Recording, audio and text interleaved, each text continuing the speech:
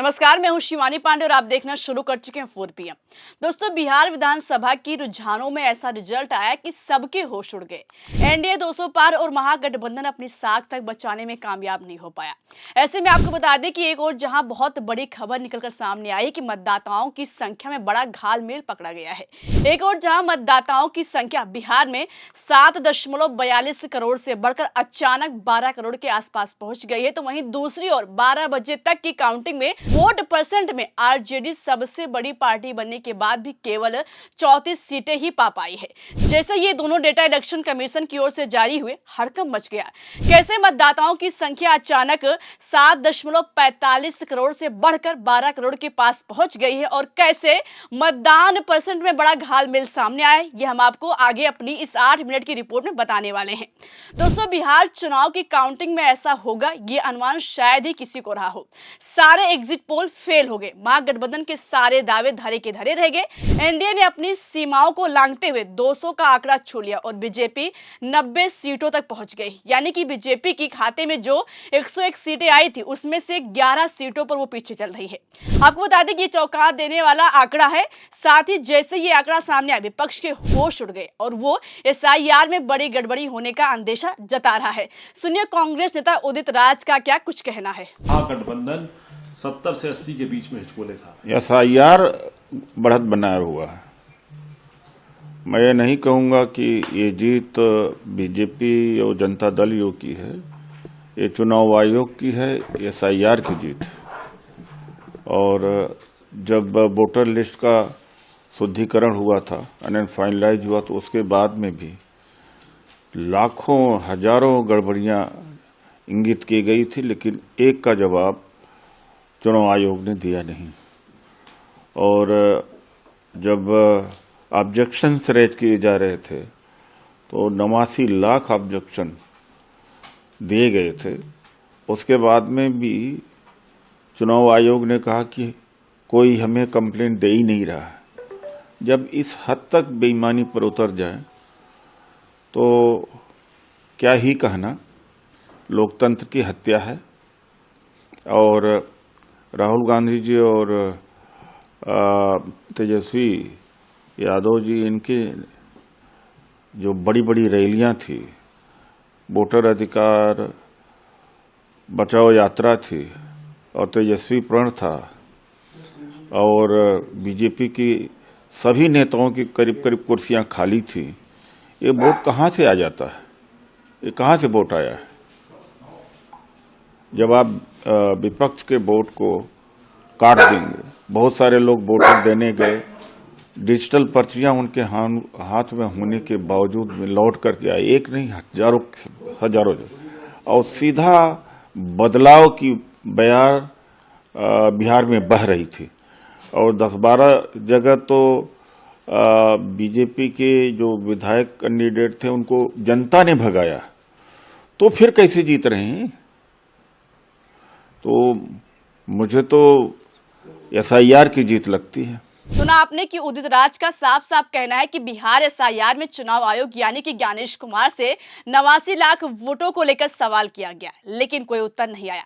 हालांकि ये सवाल सिर्फ और सिर्फ उदित राज ने नहीं उठाया, बल्कि सपा के राष्ट्रीय अध्यक्ष अखिलेश यादव, कांग्रेस प्रवक्ता पवन खेड़ा समेत कई कांग्रेस नेताओं ने उठाए। लेकिन ये सवाल अभी सिर्फ और सिर्फ सवाल है। लेकिन इससे चुनाव आयोग की भयंकर मिस्टेक पकड़ी गई और ये मिस्टेक इतनी हैरान कर रही है कि एक तरफ चुनाव आयोग ने अपने आधिकारिक हैंडल पर पोस्ट किया है। इस पोस्ट में भयंकर मिस्टेक पाई गई है।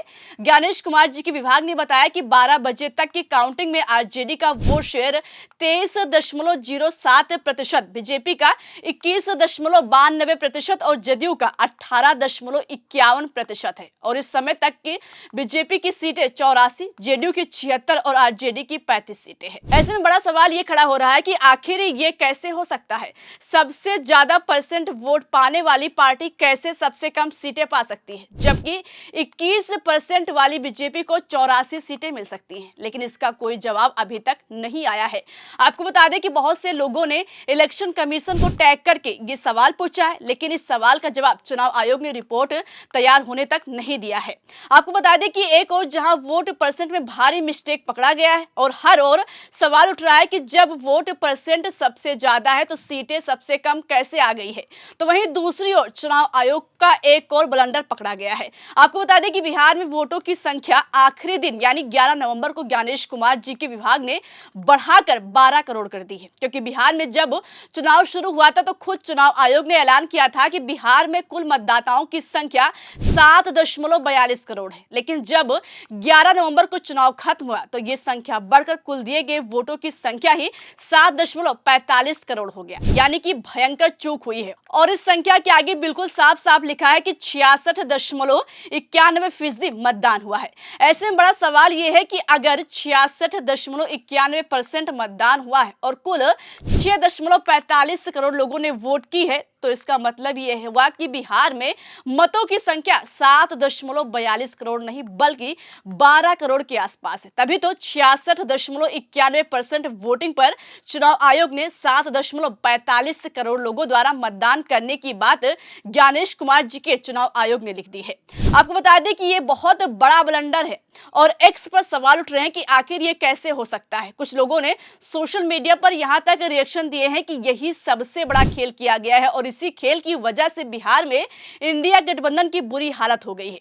यह सवाल बड़ा है कि बिहार में कैसे 100% से ज्यादा वोटिंग के आंकड़े चुनाव आयोग जारी कर देता है, और अगर सच में अंदर खाने में कोई बड़ा खेल चल रहा है, सवाल यह भी खड़ा हो रहा है कि जितने मतदाता पूरे बिहार में थे, क्या उससे 3 लाख मतदाताओं ने वोटिंग कर दी है। सवाल यह भी है कि क्या इसी वजह से बीजेपी को बम्पर जीत मिल रही है, जबकि सच्चाई यह है कि बिहार में लगभग 4.29 करोड़ लोगों ने बिहार में मतदान किया है और चुनाव आयोग के डेटे में 7.45 करोड़ लोगों का मतदान बताया जा रहा है। आपको बता दें कि इन दोनों मामलों ने न सिर्फ ज्ञानेश कुमार के चुनाव आयोग पर सवाल खड़ा किया है, बल्कि लास्ट के चरणों में पहुंचकर महागठबंधन की हालत और भी खराब हो गई है। एक और आरजेडी नेताओं की अपने कार्यकर्ताओं के पोलिंग बूथ पर डटे रहने की खबर आ रही, तो वहीं दूसरी ओर चुनाव आयोग पर सवालों की बौछार जारी है।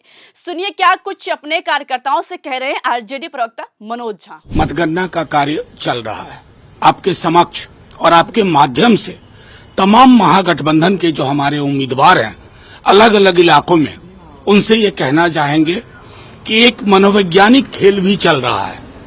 जो तमाम ओपनिंग हुई है उसका अगर सिलसिला आप देखें तो जाहिर तौर पर जो उनके जिसको कहते हैं मजबूत पक्ष वो खुले हैं।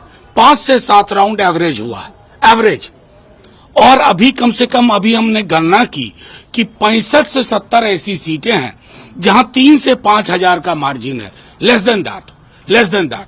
इसलिए सबसे ये उम्मीद होगी, तकरीबन 25 राउंड की गिनती होती है। आप डटे रहें और सुनिश्चित करें कि आखिरी राउंड तक जीत का प्रमाण पत्र लेकर के ही आप निकलें। यही आपके माध्यम से हम कहना चाह रहे हैं। इस तरह इस कदर स्लो है। अगर आप इसी की वेबसाइट देखें, मैं कॉन्स्टिट्यूएंसी के नाम गिना सकता हूं जहां आगे 7 राउंड हुआ, अपडेट 3 राउंड तक का हो रहा है, 2 राउंड तक का हो रहा है। तो ये यकीन के साथ कह रहे हैं कि 60 से 70 सीटें बहुत लोअर मार्जिन में है, लो हैंगिंग फ्रूट के रूप में है। और उसमें हमारा पूरा भरोसा है कि जब हमारे क्षेत्र का अगर उस सिलसिले को पैटर्न को देखें तो ये परिस्थितियां बदल सकती हैं, इसकी पूरी संभावना है। आपके माध्यम से हम ये बात आपके समक्ष रखना चाहते थे। सर क्या कहिएगा, जिस तरीके से जो ट्रेंड आ रहे हैं, क्या उम्मीद हमारे एक्सपेक्टेशन पे? मुझे आपके सवाल में अच्छा लगा, आपने ट्रेंड कहा। प्रीमेच्योर सेलिब्रेशन जो बीजेपी के लोग कर रहे हैं, ये ट्रेंड है। ट्रेंड का मतलब होता शुरुआती रुझान या प्रवृत्ति, और हमने इस तरह के रुझानों को बदलते और पलटते भी देखा है। सुना आपने कि वो अपने कार्यकर्ताओं को बता रहे हैं कि अभी भी गेम पलट सकता है, लेकिन आपको बता दें कि ये अब आसान नहीं है। लेकिन जिस तरह से बिहार एसआईआर और ज्ञानेश जी के आयोग पर सवाल उठ रहा है वो अपने आप बेहद गंभीर है, क्योंकि अगर बिहार चुनाव में आरजेडी का मत प्रतिशत सबसे ज्यादा है और अगर वोटिंग 6.45 करोड़ लोगों ने की है तो ये चुनाव आयोग की साख पर सबसे बड़ा सवाल है और यही सवाल कहीं ना कहीं चुनाव आयोग पर सवाल उठा रहा है। पूरे मामले पर आपका क्या मानना है? क्या चुनाव आयोग ने जो डेटा वोटिंग दिया है क्या वो अपने आप में एक बहुत बड़ी मिस्ट्री नहीं है? क्या वो ये नहीं बता रहा है कि 100% से ज्यादा मतदान हुआ है? और कहीं ना कहीं लोगों के ये सवाल भी साबित होते दिख रहे हैं कि वोट चोरी का बड़ा खेल हुआ है। आप अपनी राय कमेंट बॉक्स में हमें जरूर बताइएगा। वीडियो पसंद आई हो तो लाइक और शेयर करना मत भूलिएगा। देखते रहिए 4 PM। नमस्कार।